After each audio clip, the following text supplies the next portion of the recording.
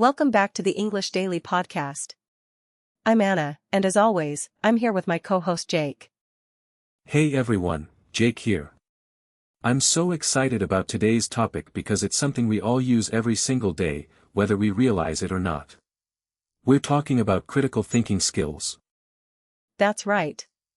Critical thinking is the ability to think clearly and rationally.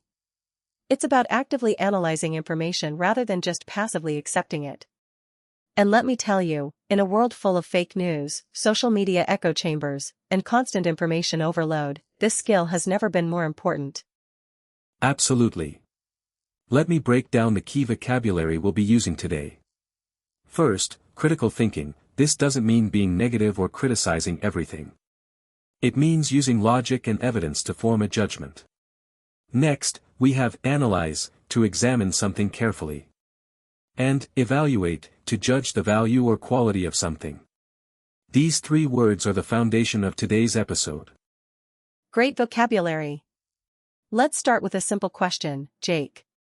When was the last time you had to make a decision and you really thought about it carefully? Oh, just yesterday actually. I was looking at two different phone plans. One was cheaper per month but had a 2-year contract. The other was more expensive monthly but had no contract. I had to think about which one was actually better for me in the long run. Perfect example. That's critical thinking in action. You didn't just look at the monthly price. You considered the contract length, the total cost, and your own needs. Let me share a framework that helps with this kind of thinking. It's called the ladder of inference. Ooh, that sounds fancy. What is it? The ladder of inference is a mental model that explains how our brain moves from facts to conclusions. Picture a ladder. At the bottom, you have observable data and facts. Then you climb up, you select which facts to focus on, you add meaning to them, you make assumptions, you draw conclusions, and finally, at the top, you take action.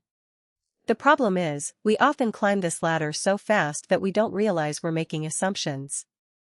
That's fascinating. So it's like our brain takes shortcuts without us even knowing. Let me give you an example. Imagine you send a text message to a friend, and they don't reply for 3 hours. At the bottom of the ladder, the fact is simply, they didn't reply. But by the time you reach the top of the ladder, you might think, they're angry at me, or they don't care about our friendship. But the truth could be much simpler. Maybe they were in a meeting. Maybe their phone died. The point is, we added meaning that wasn't there. Exactly. That's one of the most important critical thinking skills, recognizing when you're making assumptions without evidence. Here's a practical tip for our listeners. Before you react to a situation, ask yourself 3 questions.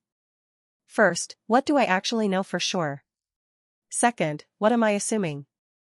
And third, what other explanations could there be? Those 3 questions are gold. Let me write those down. Actually, let me repeat them for our listeners. Number 1, what do I know for sure? Focus on hard facts.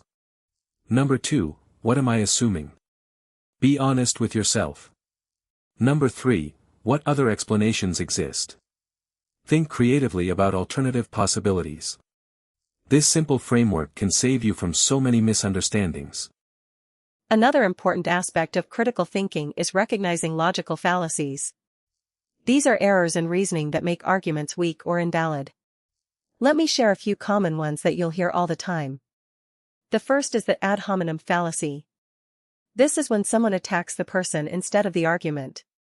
For example, you can't trust his opinion on climate change because he drives a car. That's attacking the person, not the evidence. Great example. Another common one is the straw man fallacy. This is when someone misrepresents your argument to make it easier to attack. For instance, if you say, I think we should eat less meat for environmental reasons, and someone replies, so you want to ban all meat and force everyone to be vegan? That's a straw man. They're attacking a much more extreme version of what you actually said. Perfect. And here's a third one, the false dilemma or either-or fallacy. This is when someone presents only 2 options when there are actually more. For example, either we cut all funding for the arts program or we raise taxes. But maybe there's a third option, like finding private sponsors or reducing spending in another area. Critical thinking means asking, are these really the only choices? I love these. Let me share a personal story. A few years ago, I was looking at a job offer. The salary was lower than I wanted, but the recruiter said, "This is a once-in-a-lifetime opportunity. If you don't take it, you'll regret it forever."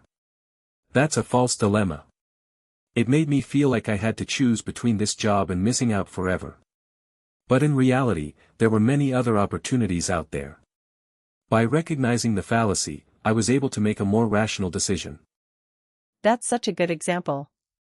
And it shows how emotional language can cloud our judgment. Critical thinking isn't about being cold or unemotional.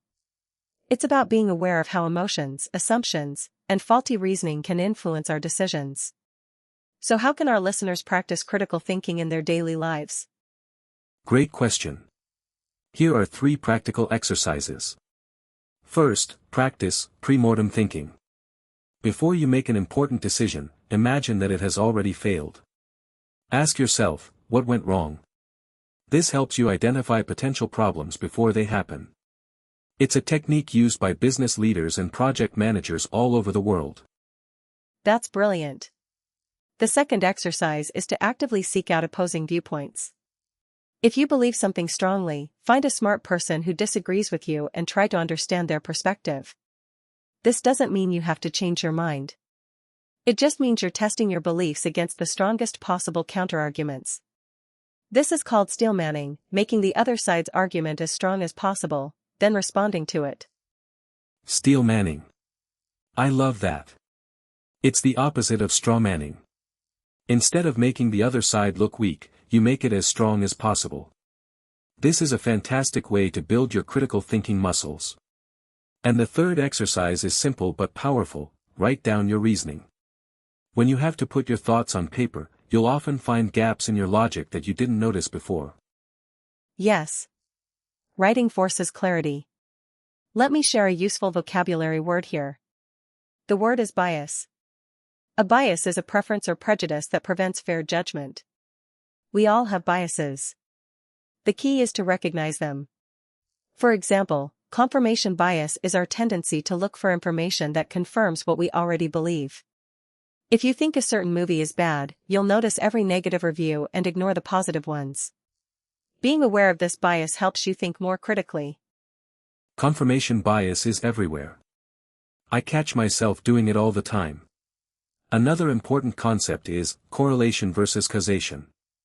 Just because 2 things happen together doesn't mean one causes the other. For example, ice cream sales and drownings both go up in summer. But ice cream doesn't cause drowning. The real cause is the hot weather, which makes people both eat ice cream and go swimming. This is a classic critical thinking mistake. Fantastic example. Let me give our listeners a challenge for this week. Every time you read a news article or watch a video online, ask yourself 5 questions. Who created this information? What is their goal? Is there evidence to support their claims? What is missing from this story? And finally, would I change my mind if I had different information? That's a wonderful challenge.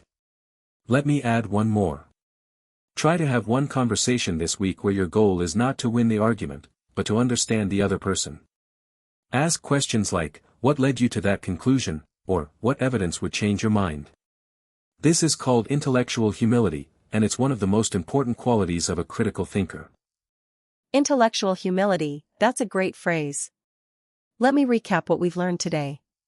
First, we talked about the ladder of inference, which helps us understand how our brain moves from facts to conclusions, often making assumptions along the way. Second, we learned about common logical fallacies like ad hominem, straw man, and false dilemma.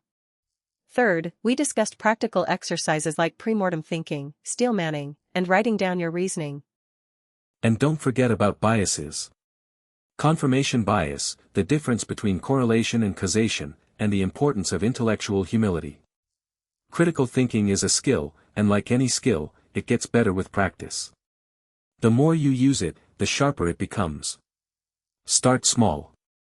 Question one assumption today. You'll be amazed at what you discover. Beautifully said, Jake. Thank you all for listening to the English Daily Podcast. If you enjoyed this episode, please subscribe and share it with a friend who's learning English. We release new episodes every week to help you improve your English while learning something new. And remember, vocabulary is important, but critical thinking is what helps you use that vocabulary to express ideas clearly and persuasively. See you next time, everyone. Keep thinking critically, keep asking questions, and keep learning. This is Jake and Anna signing off from the English Daily Podcast.